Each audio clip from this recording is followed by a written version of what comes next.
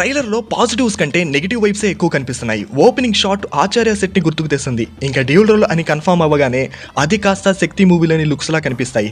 అసలు అనిరుద్ధ్ వర్క్ చేసిన మూవీ ఏనా అనిపిస్తుంది. ట్రైలర్ లో బీజిఎం చూస్తే సాంగ్స్ ఎంత బ్లాక్ బస్టర్ ఇచ్చాడో బీజిఎం అంత నెగ్లెక్ట్ చేశాడు. ఇంకా గ్రాఫిక్ వర్క్స్ కూడా అలాగే ఉన్నాయి. ఫైనల్ షాట్ లో షార్క్ సీన్ ఇంకా బెటర్ గా చేస్తే బాగుండేది.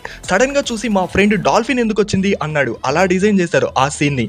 అండ్ ఒక బాంబు సీన్ కూడా ఉంది, అది కూడా అస్సలు వర్కౌట్ అవ్వలేదు. భారీ బడ్జెట్ అన్నారు కానీ ఫ్రేమ్స్ మాత్రం చాలా డిసప్పాయింట్ చేశాయి. Trailer Prakash Raj voice over తో స్టార్ట్ అవుతుంది. సేమ్ KGF 2 లో ఎలివేషన్స్ ఇచ్చినట్టు లాక్కొచ్చారు. సైఫ్ అలీ ఖాన్ లుక్ కూడా అస్సలు బాగోలేదు. ఆచార్యలో సోను సూద్ ని గుర్తుకు చేశాడు.